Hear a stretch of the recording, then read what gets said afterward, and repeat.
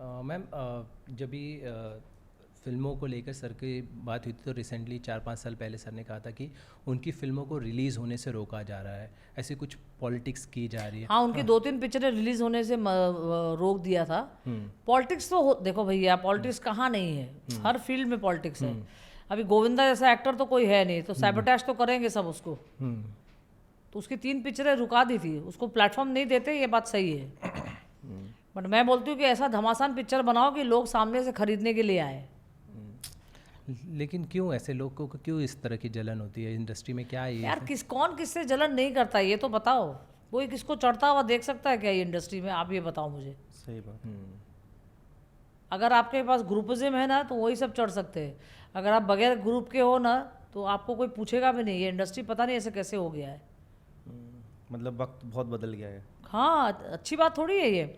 अभी देखो, आप फिल्म इंडस्ट्री के बच्चों को काम मिलता है, बोलते हैं नेपोटिज्म करते हैं लोग, बट कहाँ, कितने बच्चे तो है घर पे बैठे, उनको प्लेटफॉर्म नहीं दिया जाता है। आप लोग एक ही ग्रुप में काम करते हो, सबको कम मौका। मैं बोलती हूँ नॉर्मल घर से भी कोई बच्चा आ रहा है तो उसको भी मौका दो यार, वो भी किसी का बच्चा है। राइट।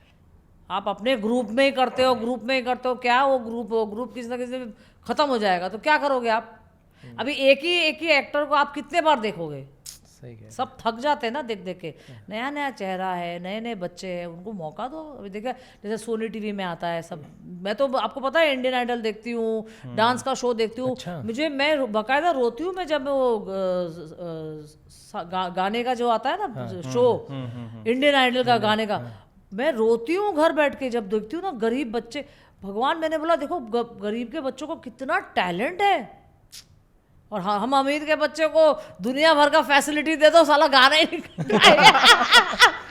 मैम रोती है मतलब आप इमोशनली? मेरे को ऐसा लगता है कि देखो गांव से आया हुआ बच्चा है, बट देखो अपना माँ बाप का नाम करने के लिए नो क्या स्ट्रगल करके लोग आते। एक पंजाबी लड़का आया था, मैंने उसको गिफ्ट भी भिजवाया था। तो गोविंदा गए थे उसके शो में, बाप रे, मैं तो सच्ची में रोती थी मैं उसका गाना गाया हुआ देख के। बहुत पुअर लड़का था वो, उसके माँ बाप, उनका घर भी टूटा फूटा था, फिर सोनी टीवी वालों ने बना के दिया उसको। माय गॉड, मेरे को बहुत इमोशनल हो गया ये सब चीज़। सर किसी ग्रुप और उसका हिस्सा नहीं रहे, उसका ही नतीजा है ये? आपको लगता है ऐसा किसी ग्रुप में आना चाहिए था जिस तरह वो की? किसी के ग्रुप में नहीं आने वाला भाई। हाँ। वो इंडिविजुअल आदमी है, वो गाउठी आदमी है, वो अपने ही ग्रुप बनाता है, अपने ग्रुप में रहता है। वो नहीं जाएगा किसी का गुलामी करने के चक्कर में। वो गोविंदा नहीं है, वो अपने में ही है, हीरो नंबर 1। क्योंकि सर ने कहा था कि देवदास में जब उन्हें भंसाली ने फिल्म ऑफर की थी तो वो चुन्नी लाल का कैरेक्टर उनको हाँ, पर वो क्यों करेगा? तब वो बहुत बड़ा एक्टर था, यस। क्यों सेकंड लीड करेगा? वो उसकी मर्जी है। आप थोड़ी गोविंदा को चुन्नी लाल का रोल दे सकते हो। नहीं किया, उसकी मर्जी, अच्छा हुआ नहीं किया, मैं तो खुद बोल रही हूँ। अभी तुम इतना टॉप स्टार को तुम ऐसा रोल दे दोगे तो क्यों एक्सेप्ट करेगा? नजरिया चेंज हो गया था इन लोगों ने ऐसा कुछ सोचने लगे थे। बट उनको ऐसा लगा होगा ना कि अभी गोविंदा ज्यादा पिक्चरें नहीं कर रहा है तो शायद ये रोल कर ले। बट वो थोड़ी करेगा, वो मानेगा थोड़ी। वो क्या होता है ना, देखिए एक 80, 90 और 2000 में Govinda was a top actor. वो उसके दिमाग में बैठा हुआ है। तो आप एक टॉप एक्टर को जब आप बोलते हो ना कि आप इसे सेकंड लीड करो, अभी छोटा मोटा रोल, कैसे करेगा? मैं भी उसके जगह होती तो मैं भी नहीं करती। उसने तो बहुत शराफत से वापसी की, मैं तो बाप रे क्या निकल जाता पता नहीं मुंह से। तो क्या आपको लगता है कि नेपोटिज्म की वजह से मतलब फिल्म सब इतनी अच्छी ब्लॉकबस्टर नहीं आ रही, वहीं साउथ की एक से एक बेहतर मूवीज आ रही है? यार साउथ लोग ने तो टेक ओवर कर दिया बॉलीवुड को। Right. My God, this is so disgusting. मैं तो गोविंदा को भी मैंने बोला ये क्या कर रहे हो? तो एक दिन गोविंदा के मुंह से निकला था ये बात कि दक्षिण वाले ओवरटेक कर लेंगे। मैंने बोला यार इसका सिक्स सेंस तो जाग पड़ा मेरे साथ रह के। बट दक्षिण ने सच्ची में टेक ओवर कर लिया भाई। आज जो फिल्में बन भी रही हैं तो साउथ को कॉपी कर रहे सब कॉपी करके बन रही है। हाँ, रीमेक बन रही है। तो आपने सर को कभी नहीं कहा कि साउथ में जाके करो कुछ? देख भैया, सर को ना एक बार बोलती हूँ, 2 बार बोलती हूँ, तीसरी बार बोलने का क्षमता ही नहीं होता मेरा। सुनता है तो ठीक है, नहीं सुनता तो समझ लो। मैम जब आप कॉलेज टाइम में थी तो आप मैं कॉलेज गई नहीं, तो पूछी मत मुझे आगे का सवाल। अरे देखो बोला ना, मैं 10th में 9th में थी तो शादी हो गया। ओह भगवान। कॉलेज देखना था, साला रह ही गया कॉलेज। अच्छा, स्कूल में भी थी और आप इतना हंस के खुलखुला के हंस लेती थी, तो कभी लगता था कि लड़के डर गए हो उधर बैठे बैठे? नहीं, लड़कों मैं दोस्ती लड़कियों से नहीं करती थी, सिर्फ लड़कों से ही करती थी। मुझे लड़कियों से दोस्ती करना पसंद ही नहीं था कि जब देखो इसकी चुगली उसकी चुगली, शी इज डूइंग दैट। मैं कॉन्वेंट स्कूल में थी ना, तो ये वो कर रही है, वो ये कर रही, मेरे को ना ये काना फूसी पसंद नहीं आता यार। मैं सच्ची में मैं बचपन से गोटी खेलती थी, क्रिकेट खेलती थी, फुटबॉल खेलती थी, एक भी मेरे में गुण लड़की का नहीं था। भगवान ने मुझे लड़की बनाया ही क्यों? मैं तो बेकार में लड़का ही बना देता इससे अच्छा। मैम आप बता रही थी कि बिल्डिंग में आप अरे मैं 5 बजे वॉक कर रही थी, मैं और मेरी एक फ्रेंड, हम लोग ऐसी बिल्डिंग, मैं एक्चुअली वॉक अकेले करती हूँ क्योंकि मैं अपना गुरु नानक भगवान का या माता रानी का सुनती हूँ। तो अचानक से वो आ गई, अभी सुबह का 5:15 बजा है, तो मैं कान में लगाया हुआ था, तो गॉसिप कर रही, तो मैंने बोला हाँ, तो ऐसा बोला मुझे, हाँ हाँ बता। तो ऊपर से किसी ने बोला मुझे, अरे कुछ हुआ है क्या? तो मैंने बोला नहीं नहीं, हम लोग वॉक कर रहे इतने जोर से। मैंने बोला मुझे पता ही नहीं कि मैं, अच्छा एक हो रहा होगा ना। तो मेरे को लगा मैं नॉर्मली बात कर रही हूँ। तो बोलते तेरा नॉर्मल भी आवाज़ 3 माले तक जाता है। अच्छा मेरे बिल्डिंग में मैं जब हंसूँ ना, रोड साइड है मेरा रूम, तो एक भाभी जी ऊपर रहती है, वीनस वाली।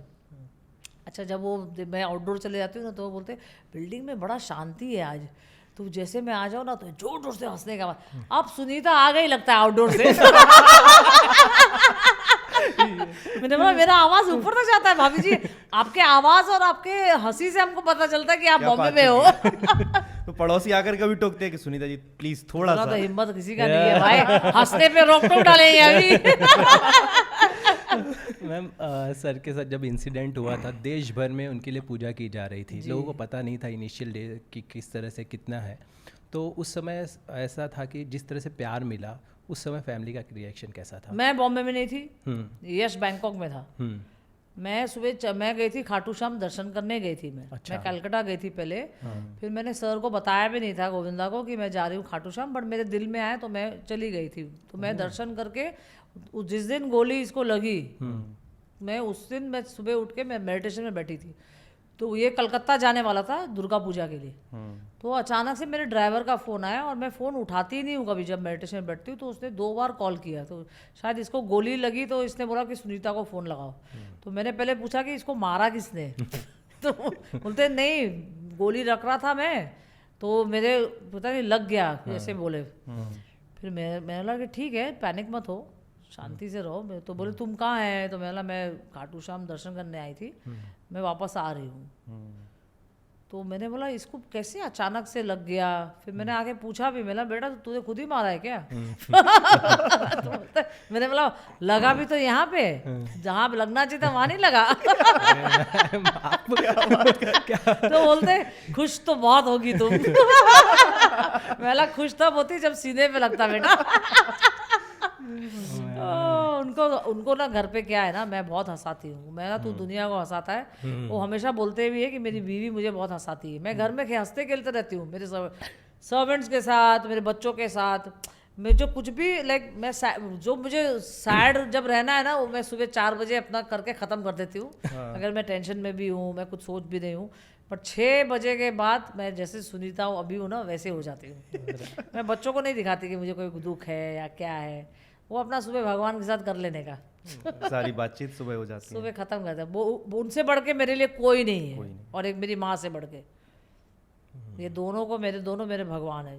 ये जब घटना घटी तो सर के साथ कौन था घर पे? टीना घर पे, ये जा रहे थे ना शो के लिए। तो मेरा एक सर्वेंट था निरंजन, और मेरा ड्राइवर था, और उनका एक बॉडीगार्ड था। तो टीना को मैंने फ़ोन किया, फिर टीना फ्लैट पे सो रही थी और वो बंगले पे थे। तो टीना को मैंने फ़ोन किया, फिर टीना भागी लेके उनको डॉक्टर के पास। फिर जब मैं कंटिन्यूसली फ़ोन पे थी, तो डॉक्टर ने बोला कि नहीं अभी बुलेट निकाल दिया है, ये है वो है। मैंने चलो ठीक है। तो अब सर एकदम ठीक है? अब तो नाच रहा है नेटफ्लिक्स में। नाच रहा है ना। मेरे को तो लगा लंगड़ा रहा होगा, लंगड़ा ठीक हो गया। मैम अगर आप जवाब देना चाहें तो, बिग बॉस में कई बार आपको ऑफ़र किया जिससे आप नाराज़ भी हुए कि इन लोग मुझे क्यों बार बार ऑफ़र करते हैं, तो आपको क्या लगता है कि उस पर क्या अगर कुछ कहना चाहें? नहीं, मुझे एक बात बताओ, आप लोग बिग बॉस में क्यों बोलते हो जाने के लिए? मेरे को शौक नहीं है भाई जाके बाथरूम साफ करने का, ना मुझे कोई पैसे का भूख है। मैं जिंदगी में ना पैसे के पीछे नहीं भागी, मुझे प्यार चाहिए।